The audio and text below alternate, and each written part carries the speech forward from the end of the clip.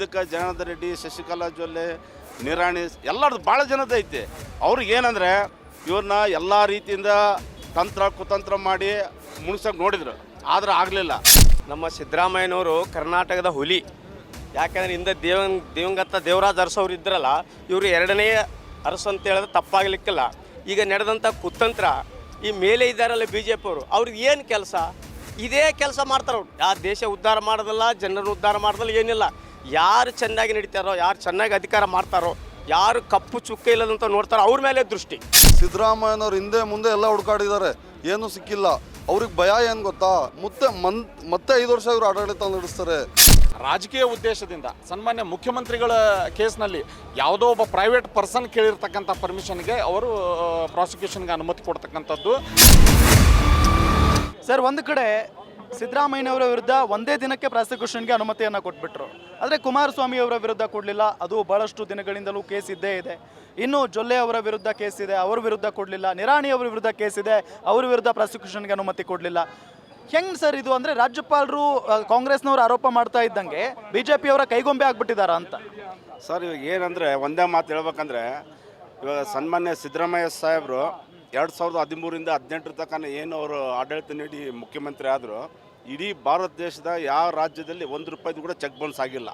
ನಿಜವಾಗಿ ಭಾರತದ ಸಂವಿಧಾನಬದ್ಧವಾಗಿ ಬಾಬಾ ಸಾಹೇಬ್ ಅಂಬೇಡ್ಕರ್ ಬರೆದಂಥ ಏನು ಸಂವಿಧಾನಬದ್ಧವಾಗಿ ಎಲ್ಲ ಸಮಬಾಳು ಅದೇನೇ ಸಮಬಾಳು ಸಮಪಾಲು ಅಂತಕ್ಕಂಥ ಒಂದು ಸಿದ್ಧಾಂತ ಕಾಂಗ್ರೆಸ್ ಪಕ್ಷ, ಅದನ್ನು ಸಿದ್ದರಾಮಯ್ಯ ಸಾಹೇಬರಾಗಿರ್ಬೋದು, ಕಾಂಗ್ರೆಸ್ ಪಕ್ಷ AICC ಆಗಿರ್ಬೋದು, KPCC ಆಗಿರ್ಬೋದು, ಎಲ್ಲ ಜನಾಂಗ ಎಲ್ಲ ಧರ್ಮದ್ದು ಇವನ್ನ ಸಮತೋಲನವಾಗಿ ತಗೊಂಡು ಹೋಗ್ತಿದ್ದಾರೆ. ಯಾವುದೇ ರೀತಿಯ ಒಂದು ಕಳಂಕ ಇಲ್ಲಿ ಏನೂ ಇಲ್ಲ. ಇವ್ರಿಗೇನೆಂದರೆ ಸಿದ್ದರಾಮಯ್ಯ ಸಾಹೇಬರು 5 ವರ್ಷ ಆಡಳಿತ ನಡೆಸಿದ್ರು, ಒಳ್ಳೆ ಹೆಸರು ಬಂತು. ಮತ್ತು ಈ ಕಾಂಗ್ರೆಸ್ ಪಕ್ಷ ನುಡಿದಂತೆ ನಡೀತೈತೆ, ಹೆಣ್ಮಕ್ಳು ಪರವಾಗಿರ್ತಕ್ಕಂಥ ಸರ್ಕಾರ. ಹೀಗಾಗಿ ಈ ಮೊನ್ನೆ 2023 ಚುನಾವಣೆಯಲ್ಲಿ ಹೆಣ್ಮಕ್ಳು ಎಲ್ಲ ಜಾತಿ ಧರ್ಮ ಆಶೀರ್ವಾದದಿಂದನೇ ಬಂದಿರೋದು. ಇವತ್ತೇನಾಗಿದೆ, ಸಿದ್ದರಾಮಯ್ಯ ಸಾಹೇಬರು ಕರ್ನಾಟಕ ಒಂದು ಮುಖ್ಯಮಂತ್ರಿ ಅಲ್ಲದೆ ಇಡೀ ದಕ್ಷಿಣ ಭಾರತ ಅಲ್ಲದೆ ಇಡೀ ಭಾರತ ದೇಶದಲ್ಲೇ ಒಂದು ದೊಡ್ಡ ಮಟ್ಟಕ್ಕೆ ಹೆಸರೈತೆ. ಇವಾಗ ನೆಕ್ಸ್ಟ್ ಮುಂಬರ್ತಾ ಎಲೆಕ್ಷನ್ನಲ್ಲಿ MP ಎಲೆಕ್ಷನ್ ಆಯಿತು, ಬೇರೆ ಬೇರೆ ರಾಜ್ಯದಲ್ಲಿ ವಿಧಾನಸಭೆ ಚುನಾವಣೆ ಆಯಿತು. ಸಿದ್ದರಾಮಯ್ಯ ಸಾಹೇಬ್ರನ್ನ ಕರ್ಕೊಂಡೋಗಿ ಪ್ರಚಾರ ಮಾಡ್ತಕ್ಕಂಥ ಸನ್ನಿವೇಶ ಬಂದೈತೆ. ಯಾಕಂದರೆ ಇಡೀ ಭಾರತ ದೇಶದಾಗ ಈ ನರೇಂದ್ರ ಮೋದಿನ ಎದುರಾಕೊಂಡು ಟಕ್ಕರ್ ಕೊಟ್ಟು ಅದಕ್ಕೆ ಸಮತೋಲನವಾಗಿ ಆಧಾರ ರಹಿತ ದಾಖಲೆ ಸಹಿತ ಒಂದು ಟೆಕ್ನಿಕಲಿ ಲಾ ಬಗ್ಗೆ ಮಾತಾಡ್ತಕ್ಕಂಥವ್ರು ಸಿದ್ದರಾಮಯ್ಯ ಇದ್ದಾರಲ್ಲ, ಇವರು ಎಲ್ಲ ರಾಜ್ಯದ ರಾಜಕಾರಣಿಗಳನ್ನ ಬೈಬಳಿಸಿ ಇವರು ಎಲ್ಲರನ್ನ ಬುಟ್ಟಿಗೆ ಹಾಕೊಂಬಿಟ್ಟಾರ. ಆದರೆ ಸಿದ್ದರಾಮಯ್ಯನ ಆ ರೀತಿ ಹಾಕೊಂಬಕ್ಕೆ ಆಗ್ತಾಯಿಲ್ಲ. ಇದು ಯಾವುದೋ ಒಂದು ಸಣ್ಣ ಇದು ಫಸ್ಟ್ ಆಫ್ ಆಲ್ ಇದು ಆಧಾರ ರಹಿತ 125 ಸೈಟಿದ ಬಗ್ಗೆ ಮಾತಾಡ್ತಾರೆ. ಬೇರೆ 14 ಸೈಟಿಂದು 125 ಸೀಟಿದ ಬಗ್ಗೆ ಅವ್ರು ಮಾತಾಡೋ ಬಂದಿತ್ತಲ್ಲ. ಇದು ಕೊಟ್ಟಿದ್ದು ಯಾರು? ಇದು ಸಿದ್ದರಾಮಯ್ಯ ಸರ್ಕಾರ ಇತ್ತಾ, ಕಾಂಗ್ರೆಸ್ ಸರ್ಕಾರ ಇತ್ತಾ? ಇದು BJP ಸರ್ಕಾರ ಇದ್ದಾಗ ಆಗಿದ್ದು. ಇದು ಸಿಂಪಲ್ ಇದೆ, ಎಲ್ಲ ಸಾಮಾನ್ಯ ಜನಕ್ಕೆ ಗೊತ್ತಾಗ್ತೈತಿ ಇದು. ಆಮೇಲೆ ಇದು ಕೋರ್ಟ್ನಲ್ಲಿ ಇದಾಗಿ ಇಲ್ಲ, ಕೋರ್ಟ್ನಿಂದ ಇದಾಗಿ ಅದು ಪ್ರಾಸಿಕ್ಯೂಷನ್ ಎಲ್ಲೇ ಒಬ್ಬ ವ್ಯಕ್ತಿ ಅನ್ನೋನ್ ಪರ್ಸನ್ನು ರಾಜ್ಯಪಾಲರು ಕೊಟ್ಟಾರ ಅಂದ್ಕೊಳ್ಳಿ, ಆತನ ಒಂದೇಟಿಗೆ ಕರೆಸಿ ಆತನ ಹಿನ್ನೆಲೆ ಎಲ್ಲ ನೋಡ್ಬೇಕಾ. ಹಿಂದಕ್ಕೆ ಜನಾರ್ದನ್ ರೆಡ್ಡಿ, ಶಶಿಕಲಾ ಜೊಲ್ಲೆ, ನಿರಾಣಿ ಎಲ್ಲರದ್ದು ಭಾಳ ಜನದ ಐತೆ.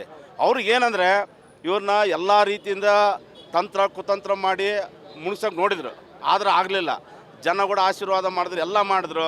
ಇವ್ರು ಏನಪ್ಪ, ಈ ಒಂದು ಕಾನೂನು ಕೋರ್ಟು ಇದೈತಿ, ಇದನ್ನು ಒಂದು ಯಾವುದೋ ಒಬ್ಬರು ವ್ಯಕ್ತಿ ಮೂಲಕ ಸುಮ್ಮನೆ ಮೂಕರ್ಜಿ ಹಾಕ್ತಾರೆ ನೋಡು. ಹಳ್ಳಿ ಊರ ಪೊಲೀಸ್ ಸ್ಟೇಷನ್ ಏನೋ ಮೂಕರ್ಜಿ ಹಾಕಿ ಅವನಿಗೆ ಒಂದು ಕೆಟ್ಟ ಹೆಸರು ಕಳಂಕ ಬರಂಕ ಮಾಡ್ತಾರಲ್ಲ, ಆ ರೀತಿ ಇವ್ರು ಯಾವ ನೆವ ಸಿಕ್ಕಿಲ್ಲ. ಯಾವ ಅಬ್ರಾಮ್ ಮೂಲಕ ಇದನ್ನು ಒಂದೇಟಿಗೆ ರಾಜ್ಯಪಾಲ ಕೊಟ್ಟು ಇದನ್ನು ಈ ಕಾಂಗ್ರೆಸ್ ಪಕ್ಷಕ್ಕೆ, ಸಿದ್ದರಾಮಯ್ಯವ್ರಿಗೆ, ಒಟ್ಟು ನಮ್ಮ ದಕ್ಷಿಣ ಭಾರತದಲ್ಲಿ ಕಾಂಗ್ರೆಸ್ ಪಕ್ಷ ಇವರು ಬಲೆಟ್ ಆಗಿಬಿಟ್ರೆ ಮತ್ತೆ ಬೇರೆ ಬೇರೆ ರಾಜ್ಯದಲ್ಲಿ ಕೂಡ ಇವರು ಬಂದು ಪ್ರಚಾರ ಮಾಡಿ ಇವಾಗ ಕರ್ನಾಟಕ ಇಟ್ಕೊಂತಾರೆ, ಇವಾಗ ನಾಳೆ ತೆಲಂಗಾಣ ಇಟ್ಕೊಂತಾರೆ. ಎಲ್ಲ ರಾಜ್ಯದಲ್ಲಿ ಇವರು ವಾಮ ಮಾರ್ಗದ ಮೂಲಕನೇ ಅಧಿಕಾರಕ್ಕೆ ಬಂದಾರ. ಇಲ್ಲಿ ನಮ್ಮ ಕಾಂಗ್ರೆಸ್ ಪಕ್ಷದ ಕಾರ್ಯಕರ್ತರಿಗೆ ಎಷ್ಟೋ ಕೋಟಿ ಕೊಟ್ಟು ಬೆಳೆಸ್ಬೇಕಂತಾದ್ರು, ಆದರೆ ನಮ್ಮ ಕಾಂಗ್ರೆಸ್ ಪಕ್ಷ ಎಲ್ಲರೂ ಶಿಸ್ತುಬದ್ಧವಾಗಿ ಇದ್ದಾರೆ. ಆದರೆ ಏನಂದರೆ ಎಲ್ಲ ಆಯಾಮಗಳು ಮುಗಿದ್ಬಿಟ್ಟವ. ಅವ್ರಿಗೆ ಒಂದೇ ಒಂದು ಏನಪ್ಪ ಅಂದರೆ ಕಾನೂನು ಮೂಲಕ ಇದು ಒಂದು ರಾಜ್ಯಪಾಲರ ಮೂಲಕ ಪ್ರಾಸಿಕ್ಯೂಷನ್ ಕೊಟ್ಟು ಒಂಥರ ಇವ್ರಿಗೊಂದು ಕಪ್ಪು ಚುಕ್ಕೆ ತರಕಂತ ನೋಡ್ತಾ ಇದ್ದಾರೆ. ಇದು ಯಾವತ್ತೂ ಆಗಲ್ಲ, ಏನು ಆಗಲ್ಲ. ಇನ್ನೂ ದೊಡ್ಡ ಮಟ್ಟಕ್ಕೇ ಅವ್ರು ಹೋಗ್ತಾರೆ ಅಂತೇಳಿ ಈ ಸಂದರ್ಭದಲ್ಲಿ ತಿಳಿಸ್ತೇನೆ. ಸರ್, ಸಿದ್ದರಾಮಯ್ಯನವರನ್ನು ಅಂದ್ರೆ ಈ ಗೌರ್ಮೆಂಟ್ ಬೀಳಿಸ್ಬಿಟ್ರೆ ಅಥವಾ ಈ ಸಿದ್ದರಾಮಯ್ಯ ಅವ್ರನ್ನ ಕುರ್ಚಿಯಿಂದ ಕೆಳಗಿಳಿಸ್ಬಿಟ್ರೆ ಒಂದು ಸಕ್ಸಸ್ಫುಲ್ ಆಗುತ್ತೆ. ಸಿದ್ದರಾಮಯ್ಯ ಅವರು ಕ್ಲೀನ್ ಇಮೇಜ್ ಸಿಎಂ ಅಲ್ವಾ, ಕ್ಲೀನ್ ಇಮೇಜ್ ನಾಯಕ, ಅದು ಕಪ್ಪು ಚುಕ್ಕೆ ಬಂದಂಗಾಗುತ್ತೆ. ಜೊತೆಗೆ ಸರ್ಕಾರವೂ ಕೂಡ ಪತನ ಆಗುವಂಥ ಚಾನ್ಸಸ್ ಇದೆ. ಹೌದು ನೋಡ್ರಿ, ನಮ್ಮ ಸಿದ್ದರಾಮಯ್ಯನವರು ಕರ್ನಾಟಕದ ಹುಲಿ. ಯಾಕಂದ್ರೆ ಹಿಂದೆ ದಿವಂಗತ ದೇವರಾಜ್ ಅರಸು ಅವ್ರು ಇದ್ರಲ್ಲ, ಇವರು ಎರಡನೇ ಅರಸು ಅಂತ ಹೇಳಿದ್ರೆ ತಪ್ಪಾಗಲಿಕ್ಕಿಲ್ಲ. ಈಗ ನಡೆದಂಥ ಕುತಂತ್ರ ಈ ಮೇಲೆ ಇದ್ದಾರಲ್ಲ ಬಿ ಜೆ ಪಿಯವರು, ಅವ್ರಿಗೆ ಏನು ಕೆಲಸ? ಇದೇ ಕೆಲಸ ಮಾಡ್ತಾರೆ ಅವ್ರು. ಯಾವ ದೇಶ ಉದ್ಧಾರ ಮಾಡೋದಲ್ಲ, ಜನರನ್ನು ಉದ್ಧಾರ ಮಾಡೋದಲ್ಲ, ಏನಿಲ್ಲ. ಯಾರು ಚೆನ್ನಾಗಿ ನಡೀತಾರೋ, ಯಾರು ಚೆನ್ನಾಗಿ ಅಧಿಕಾರ ಮಾಡ್ತಾರೋ, ಯಾರು ಕಪ್ಪು ಚುಕ್ಕೆ ಇಲ್ಲದಂತ ನೋಡ್ತಾರೋ ಅವ್ರ ಮೇಲೆ ದೃಷ್ಟಿ. ಈಗ ನೋಡಿ, ಈ ನಮ್ಮ ಹುಲಿ ಸಿದ್ದರಾಮಯ್ಯವರು ಒಂದು ಚುಕ್ಕೆ ಇಲ್ಲದಪ್ಪಲೇ ನಡೆದವರು. ಕೇಂದ್ರ ಸರ್ಕಾರಕ್ಕೆ ವಚನ ಇವ್ರು ಕೊಡೋರು, ಮಾತಾಡೋರು, ಅವ್ರ ವಿರುದ್ಧವಾಗಿ ಮಾತಾಡೋರು ನಮ್ಮ ಸಿದ್ದರಾಮಯ್ಯ ಸಾಬ್ರೊಬ್ಬರೇ. ಅದೇ ಒಂದು ಗುರಿ ಇಟ್ಕೊಂಡು ಕೇಸಿ ರಾಜ್ಯಪಾಲರನ್ನ ರಬ್ಬರ್ ಸ್ಟಾಂಪ್ ಮಾಡ್ಕೊಂಡಾರು. ಇದಕ್ಕೆ ಮೊದಲು ಎಷ್ಟು ಆವಲ್ತಾರೆ, ಲೋಕಾಯುಕ್ತದವ್ರು ಕೂಡ ಕೊಟ್ಟಾರ ರಾಜ್ಯಪಾಲರಿಗೆ. ಅವ್ರಿಗೆ ಯಾಕೆ ಮಾಡ್ತಾ ಇಲ್ಲ? ಅವ್ರಿಗೆ ಯಾಕೆ ಇದು ಚಾಲನೆ ಇದು ಮಾಡ್ತಾ ಇಲ್ಲ? ಒಮ್ಮೆದೊಮ್ಮೆಲೆ ಒಂದೇ ದಿವಸ ಯಾರೋ ಸಾಮಾನ್ಯ ವ್ಯಕ್ತಿ ಬಂದು ಕೇಸಿ ಇದು ಕೊಟ್ಟರೆ ನಮ್ಮ ಸಿದ್ದರಾಮಯ್ಯ ಸಾಬ್ರಿಗೆ ಪ್ರೊಜಿಗೇಷನ್ ಮಾಡೋಕ್ಕೆ ಏನು ಅಧಿಕಾರ ಅದು ಇವ್ರಿಗೆ? ಏನು ಯಾರು ಅದನ್ನು ಏನದು ಒಪ್ತದ?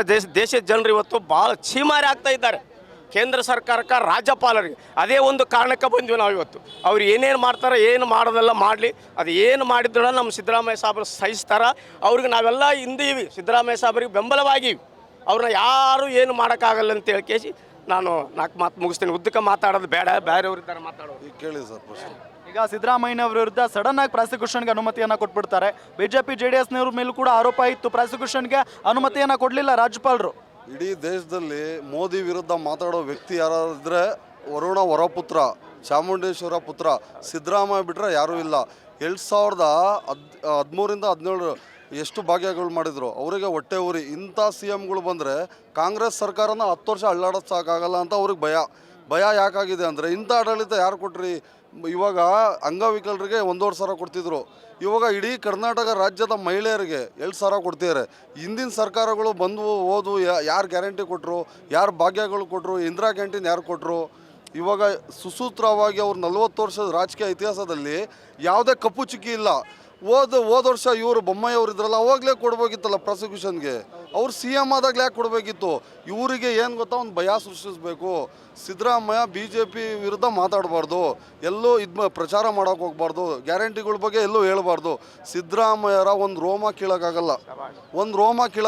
ಅಭಿಮಾನಿಗಳು ಇಡೀ ಭಾರತದಲ್ಲಿ ಒಂದು ಮುಖ್ಯಮಂತ್ರಿಗೆ, ಈ ಕರ್ನಾಟಕದಲ್ಲಿರೋ ಅಭಿಮಾನಿಗಳು ಯಾರಿಗೂ ಇಲ್ಲ ಸರ್. ಇವಾಗ ಅವ್ರು ಏನಾರ ಹೇಳಿ ಅದರಲ್ಲಿ ಅವ್ರು ದಾಖಲಾತಿನೇ ಇಲ್ಲ. ಪ್ರಾಸಿಕ್ಯೂಷನಿಗೆ ಕೊಟ್ಟ ಮೇಲೆ ಯಾರ ಕೇಳಬೇಕು, ನಾವು ಇದು ಅವ್ರಿಗೆ ತನಿಖೆ ಮಾಡ್ತೀವಂತ, ಯಾರೂ ಕೇಳೇ ಇಲ್ಲ. ಇವ್ರು ಹೆಂಗಾಗಿದ್ದಾರೆ ಗೊತ್ತಾ, ಇವ್ರಿಗೆ ಅಧಿಕಾರ ಹೋಗ್ಬಿಡತ್ತೆ. ಕೇಂದ್ರ ಸರ್ಕಾರದ ಮಾತು ಕೇಳಿಲ್ಲ ಅಂದರೆ ರಾಜ್ಯಪಾಲ ಅಧಿಕಾರ ಹೋಗ್ಬಿಡತ್ತೆ. ಇವ್ರಿಗೇನು ಗೊತ್ತಾಗ್ತಿಲ್ಲ, ಅಲ್ಲಿಂದ ಏನು ಡೈರೆಕ್ಷನ್ ಆಗ್ತಿದೆ ಅದು ಇವ್ರು ಮಾಡ್ತಿದ್ದಾರೆ ಅಷ್ಟೇ. ಮತ್ತು ಕೇಳಿ ಸರ್ ಪ್ರಶ್ನೆಗಳು. ಈಗ ಸಿದ್ದರಾಮಯ್ಯನವ್ರನ್ನ ಇಲ್ಲಿಂದ ಇಳಿಸ್ಬಿಟ್ರೆ ಅಲ್ಲಿಗೆ ಸರ್ಕಾರ ಪತನ ಆಗಿ ಹೋಗ್ಬಿಡುತ್ತೆ, ಕಾಂಗ್ರೆಸ್ ಇಲ್ದಂತಾಗಿ ಹೋಗ್ಬಿಡುತ್ತೆ. ಅಂದರೆ ಸಿದ್ದರಾಮಯ್ಯನವರು ಅಷ್ಟೊಂದು ಸ್ಟ್ರಾಂಗ್ ಲೀಡರ ಅನ್ನೋದು ಎಲ್ರಿಗೂ ಕೂಡ ಗೊತ್ತಿರುವಂಥ ವಿಚಾರ. ಅದು ಸಿದ್ದರಾಮಯ್ಯನವರ ಭಯ ಕಟ್ತಾ ಇದೆಯಾ ಅಂತ BJP ಅವ್ರಿಗೆ? ಸರ್, ನರೇಂದ್ರ ಮೋದಿ ಅವ್ರಿಗೂ ಗೊತ್ತು, ಈ ದೇಶದಲ್ಲಿ ಆಡಳಿತ ನಡೆಸಿರುವ 40 ವರ್ಷದ ಕಪ್ಪು ಚುಕ್ಕಿ ಇಲ್ಲ. ಸಿದ್ದರಾಮಯ್ಯನವ್ರು ಹಿಂದೆ ಮುಂದೆ ಎಲ್ಲ ಹುಡುಕಾಡಿದ್ದಾರೆ, ಏನೂ ಸಿಕ್ಕಿಲ್ಲ. ಅವ್ರಿಗೆ ಭಯ ಏನು ಗೊತ್ತಾ, ಮತ್ತೆ 5 ವರ್ಷ ಇವರು ಆಡಳಿತ ನಡೆಸ್ತಾರೆ. ಸಿದ್ದರಾಮಯ್ಯನವ್ರು ಮಾಡ್ತಿರೋ ಗ್ಯಾರಂಟಿಗಳು, ಕೆಲಸಗಳು, ಇವಾಗ ಯಾವುದೋ ಒಂದು ಕೆಲಸ ಇದ್ರು ಪರ್ಫೆಕ್ಟಾಗಿ ಮಾಡ್ತಾರೆ. ಬೇರೆ ಸಿ ಎಮ್ಗಳು ಅವ್ರಿಗೆ ಗೊತ್ತಾಗ್ತಾನಿಲ್ಲ ಅರ್ಧ. ಇವರೇ ಆರ್ಥಿಕ ತಜ್ಞ, ಇವರು ಕುರಿಕಾಯನೋ ಕುರುಬನ ಮಗ, ಆರ್ಥಿಕ ತಜ್ಞ. ಇವತ್ತು ಇಡೀ ರಾಜ್ಯದಲ್ಲಿ ಇಂಥ ಮುಖ್ಯಮಂತ್ರಿ ಎಷ್ಟು ಅಭಿಮಾನಿಗಳಿದ್ದಾರೆ ಗೊತ್ತಾ ಸರ್? ಬರೀ ಸಿದ್ದರಾಮಯ್ಯವ್ರು ಒಂದು ಸಲ ಹೇಳಿ ಇಡೀ ಬೆಂಗಳೂರು ತುಂಬೋಗ್ಬಿಡತ್ತೆ. ಅದಕ್ಕೆ ಭಯ. ಅವರು ಇಷ್ಟು ಅಭಿಮಾನಿಗಳು ಒಂದೇ ಇರಲ್ಲ, ಕೆಲವರು ದುಡ್ಡು ಕೊಟ್ಟು ಅಭಿಮಾನ ಪರ್ಚೇಸ್ ಮಾಡ್ತಾರೆ, ಏನೋ ಒಂದು ಕೊಟ್ಟು. ಇವ್ರ ಅಭಿಮಾನಿಗಳು ಆ ಥರ ಅಲ್ಲ. ಇವರು ಒಳ್ಳೆ ಕೆಲಸಕ್ಕೆ ಇವು ಗ್ಯಾರಂಟಿಗಳು, ಭಾಗ್ಯಗಳು, ಅವು ಇವು ಕೊಟ್ಟ ಬಡವರಿಗೆ ಎಷ್ಟು ತಲುಪಿದ್ದಾವೆ, SC STಗಳಿಗೆ ಎಲ್ಲರಿಗೂ ಏನೇನು ಭಾಗ್ಯಗಳು ತಲುಪಿದ್ದಾವೆ. ಅದಕ್ಕೆ ಅವ್ರಿಗೆ ಭಯ, BJP ಅವರಿಗೆ ಭಯ. ಸರ್, ಏನು ಹೇಳಕ್ಕೆ ಇಷ್ಟಪಡ್ತೀರಾ? ಇದು ರಾಜ್ಯಪಾಲರು ಅಂದಾಗ ನಾವೇನು ಓದಿದ್ದೀವಿ, ಏನಿದೆ ಕಾನ್ಸ್ಟಿಟ್ಯೂಷನ್ ಎಲ್ಲ ಅಂದರೆ ರಾಜ್ಯ ಸರ್ಕಾರ ಮತ್ತು ಕೇಂದ್ರ ಸರ್ಕಾರದ ಸಂಪರ್ಕ ಸೇತುವೆ ಅಂತೇಳಿ. ಅಭಿವೃದ್ಧಿಗಾಗಿ ಅವರು ಈಗ ರಾಜ್ಯ ಸರ್ಕಾರದವರು ಬಡ್ಕೊತಿದ್ದಾರೆ, ಇಷ್ಟು ಕೇಂದ್ರ ಸರ್ಕಾರದಿಂದ ಬರಬೇಕು, ಇಷ್ಟು ನಷ್ಟ ಆಗಿದೆ ಅಂತ. ಅದ್ರ ಬಗ್ಗೆ ಎಂದೂ ಒಂದು ಮಾತು ಮಾತಾಡಲ್ಲ ರಾಜ್ಯಪಾಲರು. ನಮ್ಮ ರಾಜ್ಯದ ತೆರಿಗೆ ದುಡ್ಡಲ್ಲಿ ಈ ರೀತಿ ರಾಜಭವನ, ಅರಮನೆ ಥರ ಅವರು ಜೀವನ ಮಾಡ್ತಿದ್ದಾರಲ್ಲ, ಆ ಕೇಂದ್ರ ಸರ್ಕಾರ ತಾರತಮ್ಯಕ್ಕೆ ಎಂದೂ ಮಾತಾಡಲ್ಲ. ಇದೆಲ್ಲ ಒಂದು ರಾಜಕೀಯ ಅಷ್ಟೇ. ಇದರಿಂದ ಏನಾಗುತ್ತೆ, ಈಗೇನು ಚೆನ್ನಾಗಿ ಅಭಿವೃದ್ಧಿ ನಡೀತಾ ಇದೆ, ಒಳ್ಳೆಯ ಆಡಳಿತ ಇದೆ, ಇದರಿಂದ ಏನಾದರೂ ನಾವು ತೊಂದರೆ ಮಾಡಿಬಿಟ್ಟು ಈ ಒಂದು ಗೌರ್ಮೆಂಟ್ನ ಅಲ್ಗಾಡಿಸ್ಬೇಕು ಅಂತ ಈ BJP ರಾಜ್ಯ BJP ನಾಯಕರು ತಿರುಕನ ಕನಸು ಕಾಣ್ತಾ ಇದ್ದಾರೆ. ಆ ಕನಸು ನನಸಾಗಲ್ಲ, ಅದು ಈಡೇರೋದಿಲ್ಲ. ಯಾಕಂದರೆ ಸಿದ್ದರಾಮಯ್ಯನವರು ಇಡೀ ದೇಶದಲ್ಲಿ ಮೋದಿ ಎಲ್ಲ ಬೇರೆ ಬೇರೆ ರಾಜ್ಯದ ಎಲ್ಲ ಮುಖ್ಯಮಂತ್ರಿಗಳನ್ನೆಲ್ಲ ಏನೇನೋ ಪಿತೂರಿ ಮಾಡಿಬಿಟ್ಟು ಅವರು ಜೈಲಿಗೆ ಕಟ್ಟೋದು, ಸರ್ಕಾರ ಕೆಡಬೋದು, ಆ ರೀತಿ ಮಾಡಿಬಿಟ್ರು. ಅವರು ಟಾರ್ಗೆಟ್ ಏನೀಗ ಕರ್ನಾಟಕ ಕಾಂಗ್ರೆಸ್ ಒಂದು ಗೌರ್ಮೆಂಟ್. ಸಿದ್ದರಾಮಯ್ಯನವರು ಎಲ್ಲಿಯವರೆಗೆ ಇರ್ತಾರೋ ಅಲ್ಲಿಯವರೆಗೂ ಮೋದಿಯವರಾಗಿರಲಿ, ಕರ್ನಾಟಕದ BJP ಅವರು ಯಾರೇ ಆಗಿರಲಿ, ಆ ಒಂದು ಸರ್ಕಾರವನ್ನು ಯಾವುದೇ ರೀತಿಯಲ್ಲಿ ಕೆಡವಲಿಕ್ಕಾಗೋದಿಲ್ಲ. ಆ ರೀತಿಯ ಆ ತಿರುಕನ ಕನಸುಗಳನ್ನು ಬಿಟ್ಟು ಈ ರೀತಿ ಒಳ್ಳೆಯ ಅಭಿವೃದ್ಧಿ ಆಡಳಿತ ಆಗೋದ್ರಿಂದ ಏನು ಮಾಡಬೇಕು ಅವ್ರ ಮುಖ್ಯ ಕೆಲಸ ಅಂದರೆ, ಅವರು ಸಹ ಕೇಂದ್ರ ಸರ್ಕಾರ ಈಗ ಸಾಕಷ್ಟು ರಾಜ್ಯದಲ್ಲಿ ಕೇಂದ್ರ ಸರ್ಕಾರದಿಂದ ಅನೇಕ ಯೋಜನೆಗಳಾಗಬೇಕಾಗಿದೆ. ಇವತ್ತು ಆ ಯೋಜನೆಗಳಿಗೆ ಅವರು ಸಹಾಯ ಮಾಡಬೇಕು. ವಿರೋಧ ಪಕ್ಷದವ್ರು ಅಂದ್ಕೂಡಲೇ ಅವ್ರು ಬರೀ ರಾಜಕೀಯ ಮಾಡೋದಲ್ಲ, ಅವರಿಗೆ ಆಗಿರ್ತಕ್ಕಂಥ ಕರ್ತವ್ಯಗಳಿದ್ದಾವೆ. ವಿರೋಧ ಪಕ್ಷ ನಾಯಕ ಮುಖ್ಯಮಂತ್ರಿ ಇದ್ದಂತೆ ಎಂದಾದರೂ ಕೇಂದ್ರ ಸರ್ಕಾರದ ವಿರುದ್ಧ ಅವ್ರು ಮಾತಾಡಿದ್ದಾರೆ. ನಮ್ಮ ರಾಜ್ಯಕ್ಕೆ ಇಷ್ಟು ಅನೇಕ ಯೋಜನೆಗಳು ನಿಂತಿದ್ದಾವೆ, ಅನೇಕ ದುಡ್ಡು ಬರಬೇಕು, ತೆರಿಗೆ ದುಡ್ಡು ಬರೀಬೇಕು, ಅದನ್ನು ಮಾಡ್ತಾ ಇಲ್ಲ. ಏನು ಮಾಡಬೇಕು? BJP ಅವರು ಎಂದೂ ಸಹ ಅವರು ನಮ್ಮ ರಾಜ್ಯದಲ್ಲಿ ನಿಚ್ಚಳ ಬಹುಮತದಿಂದ ಎಂದೂ ಸಹ ಅವರು ಮುಖ್ಯಮಂತ್ರಿಗಳಾಗಿಲ್ಲ. ಈಗ JDS ಜೊತೆ ಸೇರ್ಕೊಂಡು ಏನೆಲ್ಲ ನಾಟಕ ಮಾಡ್ತಿದ್ದಾರೆ, ಅದೇನು ನಡೆಯೋದಿಲ್ಲ. ತೆರೆಮರೆಯ ಒಂದು ಕಸರತ್ತು ಅವರು. ಅಷ್ಟು ಜನ MN ಈಗ ಮೊನ್ನೆ ತಾನೇ ಬಂತು, ಒಂದು MLಗೆ 100 ಕೋಟಿ ಕೊಡ್ತೀವಿ, ಬನ್ನಿ 40 ಜನ ಬನ್ನಿ, 60 ಜನ ಬರ್ರಿ ಅಂತ. ಈ ರೀತಿಯ ಒಂದು ಪ್ರಜಾಪ್ರಭುತ್ವಕ್ಕೆ ಇದು ಮಾರಕ, ಸಂವಿಧಾನಕ್ಕೆ ಇದು ಮಾರಕ. ಇದು ನೇರವಾಗಿ ಅವ್ರು ಅರ್ಥ ಮಾಡ್ಕೊಂಬಿಟ್ಟು ಈ ರೀತಿಯಾಗಿರ್ತಕ್ಕಂಥ ಕೆಲಸಗಳನ್ನು ಬಿಟ್ಬಿಟ್ಟು ಅಭಿವೃದ್ಧಿ ಈಗ ಚೆನ್ನಾಗಿ ಈಗ ಸಿದ್ದರಾಮಯ್ಯ ಅವರ ಒಂದು ನೇತೃತ್ವದಲ್ಲಿ ಕರ್ನಾಟಕದಲ್ಲಿ ಕಾಂಗ್ರೆಸ್ ಪಕ್ಷದ ಮುಖಾಂತರ ಸಾಮಾನ್ಯ ಜನರಿಂದ ಹಿಡಿದ್ಬಿಟ್ಟು ಎಲ್ಲ ರೀತಿಯ ಒಂದು ಅಭಿವೃದ್ಧಿ ಕಾರ್ಯಗಳು ನಡೀತಾ ಇದ್ದಾವೆ. ಆ ಅಭಿವೃದ್ಧಿ ಕಾರ್ಯಗಳು ಇವತ್ತು ಮುಂದುವರಿಸ್ಬೇಕಪ್ಪ ಅಂದರೆ ಮೊನ್ನೆನೇ ತಾನೇ ಸಿದ್ದರಾಮಯ್ಯ ಅವರು ಆ ಒಂದು ಯಾವುದೋ ಫೈನಾನ್ಸ್ ಅಧ್ಯಕ್ಷರೆಲ್ಲ ಬಂದಿದ್ರಲ್ಲ, ಅವ್ರಿಗೆ ರಿಕ್ವೆಸ್ಟ್ ಮಾಡಿಕೊಂಡ್ರು. ಸುಮಾರು 2 ಲಕ್ಷ ಕೋಟಿ 80 ಎಲ್ಲ ಫೈನಾನ್ಸ್ ಕಡೆಯಿಂದ ರಾಜ್ಯಸ್ವಾದಿಂದ ಎಲ್ಲ ಬರಬೇಕಂತ ರಿಕ್ವೆಸ್ಟ್ ಮಾಡ್ಕೊಂಡ್ರಲ್ಲ, ಆ ಒಂದು ದುಡ್ಡನ್ನು ತರೋದರಲ್ಲಿ ರಾಜ್ಯಪಾಲರು ವಿರೋಧ ಪಕ್ಷದರೆಲ್ಲ ಕೈ ಜೋಡಿಸ್ಬೇಕಾರ್ತು ಈ ರೀತಿಯ ಪಿತೂರಿಗಳು ಇವೆಲ್ಲ ಮಾಡೋದ್ರಿಂದ ಎಲ್ಲ ನೆಸೆಸರಿ. ಇದರಿಂದ ಏನೂ ಆಗೋದಿಲ್ಲ. ಪ್ರಾಸಿಕ್ಯೂಷನ್ ಕೊಡ್ತಾರೆ, ಅದು ಕೊಡ್ತಾರೆ, ಏನೂ ಆಗೋದಿಲ್ಲ. ಇದರಿಂದ ಏನಾಗುತ್ತಪ್ಪ ಅಂದರೆ ಅವ್ರಿಗೆ ಹಿನ್ನಡೆ ಆಗುತ್ತೆ, ಸೋಲಾಗುತ್ತೆ. ಜನಗಳು ಮುಂದೆ ಅವ್ರು ಇನ್ನೂ ಮುಖಭಂಗನ ಅನುಭವಿಸ್ತಾರೆ. ಇವೆಲ್ಲಗಳನ್ನು ಬಿಡಬೇಕು. ಅವರು ಏನಿದ್ರು ನೇರವಾಗಿ ಜನಗಳಿಗೆ ತಲುಪತಕ್ಕಂಥ ಕೆಲಸಗಳನ್ನು ಮಾಡಿ ಜನಗಳ ದೃಷ್ಟಿಯಲ್ಲಿ ಒಳ್ಳೆಯವರಾದಾಗ ಮಾತ್ರ 136 ಸ್ಥಾನಗಳನ್ನು ಗೆಲ್ಲಲು ಸಾಧ್ಯ. ಏನಿಲ್ಲ, ಈ ಒಂದು ಕೇಸ್ನಲ್ಲಿ ರಾಜ್ಯಪಾಲರು ಸಂವಿಧಾನದ ನಿಯಮಾವಳಿಗಳನ್ನು ಮೀರಿ ಪಕ್ಷಪಾತಿ ಧೋರಣೆಯಿಂದ ವರ್ತಿಸಿರ್ತಕ್ಕಂಥದ್ದು ಇದು ಸ್ಪಷ್ಟವಾಗಿ ಎದ್ದು ಕಾಣ್ತದೆ. ಯಾಕಂತ ಹೇಳಿದರೆ ರಾಜ್ಯಪಾಲರು ಸಂವಿಧಾನದ ಮುಖ್ಯಸ್ಥರು. ಅವರು ಸಂವಿಧಾನವನ್ನು ಆಧಾರವಾಗಿಟ್ಕೊಂಡು ಪಕ್ಷಪಾತಿ ಧೋರಣೆ ತೋರದೆ ಈ ಕೇಸಲ್ಲಿ ನಡ್ಕೋಬೇಕಾಗಿತ್ತು. ಆಮೇಲೆ ಈ ಕೇಸ್ನಲ್ಲಿ ವಿಶೇಷವಾಗಿ ಸನ್ಮಾನ್ಯ ಮುಖ್ಯಮಂತ್ರಿಗಳಾಗಿರ್ತಕ್ಕಂಥ ಸಿದ್ದರಾಮಯ್ಯನವರ ಕೇಸ್ನಲ್ಲಿ ಯಾವುದೇ ರೀತಿಯಾಗಿರ್ತಕ್ಕಂಥ ಇನ್ವೆಸ್ಟಿಗೇಟಿಂಗ್ ಏಜೆನ್ಸಿ ಆಗಲಿ ಅಥವಾ ಇನ್ವೆಸ್ಟಿಗೇಟಿಂಗ್ ಆಫೀಸರ್ ಆಗಲಿ ಅದನ್ನು ಪ್ರಾಸಿಕ್ಯೂಷನ್ಗೆ ಅನುಮತಿ ಕೇಳಿಲ್ಲ.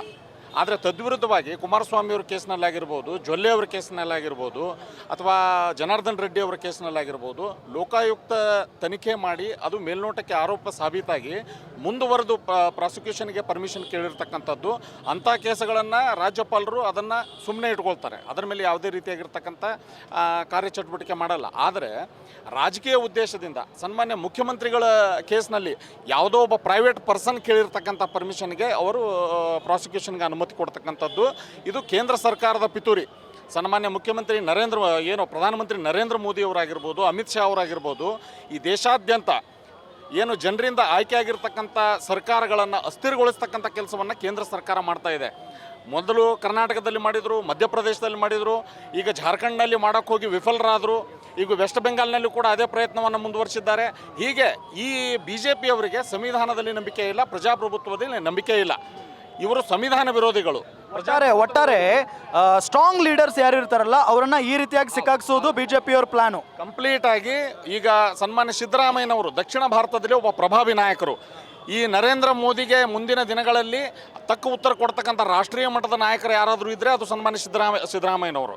ಅಂಥ ನಾಯಕರುಗಳನ್ನು ಗುರಿಯಾಗಿಸಿಕೊಂಡು ಸಂವಿಧಾನ ಬಾಹಿರವಾಗಿ ಸಂವಿಧಾನಕ್ಕೆ ಅಪಚಾರ ಎಸಗ್ತಕ್ಕಂಥ ರೀತಿಯಲ್ಲಿ ಪ್ರಜಾಪ್ರಭುತ್ವಕ್ಕೆ ವಿರೋಧಿ ಆಗ್ತಕ್ಕಂಥ ನಿಟ್ಟಿನಲ್ಲಿ ಇವತ್ತು ಕೇಂದ್ರ ಸರ್ಕಾರ ಭಾಗಿಯಾಗಿ ಇವತ್ತು ಕರ್ನಾಟಕ ರಾಜ್ಯಪಾಲರ ರಾಜಭವನ ಇದೆ ಅದನ್ನು BJP ಕಚೇರಿಯನ್ನಾಗಿ ಪರಿವರ್ತನೆ ಮಾಡಿಕೊಂಡು ಎಲ್ಲ ರಾಜ್ಯಗಳ ರಾಜ್ಯಪಾಲರನ್ನು BJP ಕಾರ್ಯಕರ್ತರ ರೀತಿಯಲ್ಲಿ ಆ ಪಕ್ಷವನ್ನು ಬಲಪಡಿಸ್ತಕ್ಕಂಥ ರೀತಿಯಲ್ಲಿ ಇವತ್ತು ಕೇಂದ್ರ ಸರ್ಕಾರ ದುರುಪಯೋಗಪಡಿಸ್ಕೊಳ್ತಾ ಇದೆ. ಇದು ಭಾರತದ ಸಂವಿಧಾನಕ್ಕೆ ಮಾಡ್ತಕ್ಕಂಥ ಅಪಚಾರ ಅಂತಕ್ಕಂಥ ಮಾತನ್ನು ಈ ಸಂದರ್ಭದಲ್ಲಿ ಹೇಳ್ಬೋದು. ಯಾವುದೇ ರೀತಿಯಾಗಿರ್ತಕ್ಕಂಥ ಸನ್ಮಾನ್ಯ ಸಿದ್ದರಾಮಯ್ಯನವರ ಹುರುಳಿಲ್ಲ, ಇದರಲ್ಲಿ ಯಾವುದೇ ರೀತಿ ಪಾತ್ರ ಇಲ್ಲ. ಈಗ ಏನು ಕಾನೂನು ಹೋರಾಟ ಇದೆ ಅದರಲ್ಲಿ ಕೂಡ ಸನ್ಮಾನ್ಯ ಸಿದ್ದರಾಮಯ್ಯನವರು ಯಶಸ್ವಿಯಾಗಿ ಹೊರಹೊಮ್ತಾರೆ. ಯಾವುದೇ ರೀತಿ BJP ಮತ್ತೊಮ್ಮೆ ಮುಖಭಂಗ ಅನುಭವಿಸ್ತದೆ ಈ ಕೇಸ್ನಲ್ಲಿ ಅಂತಕ್ಕಂಥ ಮಾತನ್ನು ಹೇಳ್ಬೋದು. ಇದು ಕಾಂಗ್ರೆಸ್ ಕಾರ್ಯಕರ್ತರ ಮಾತು. ಅಂದರೆ ರಾಜ್ಯಪಾಲರು ಏನು ಕರ್ತವ್ಯವನ್ನು ನಿಭಾಯಿಸಬೇಕೋ ಆ ಕರ್ತವ್ಯವನ್ನು ಬಿಟ್ಟು ಬೇರೆ ಎಲ್ಲ ಮಾಡ್ತಾ ಇದ್ದಾರೆ. BJPಯ ಏಜೆಂಟ್ರಂತೆ ವರ್ತನೆಯನ್ನು ಮಾಡ್ತಾ ಇದ್ದಾರೆ ರಾಜ್ಯಪಾಲ ಥಾವರ್ಚಂದ್ ಗೆಹ್ಲೋಟ್ ಅನ್ನೋದು ಕಾರ್ಯಕರ್ತರ ಆರೋಪ. ಜೊತೆಗೆ ಸಿದ್ದರಾಮಯ್ಯನವರು ಮಾಸ್ ಲೀಡರ್, ಅವರನ್ನು ಅಷ್ಟು ಸುಲಭವಾಗಿ ಯಾರೂ ಟಚ್ ಮಾಡೋಕ್ಕಾಗಲ್ಲ ಅಂತ ಕೂಡ ಬಹಳ ವಿಶ್ವಾಸದಿಂದ ಮಾತನಾಡ್ತಾ ಇದ್ದಾರೆ. ಗ್ಯಾರಂಟಿ ನ್ಯೂಸ್, ಸುದ್ದಿ ಖಚಿತ, ನ್ಯಾಯ ನಿಶ್ಚಿತ.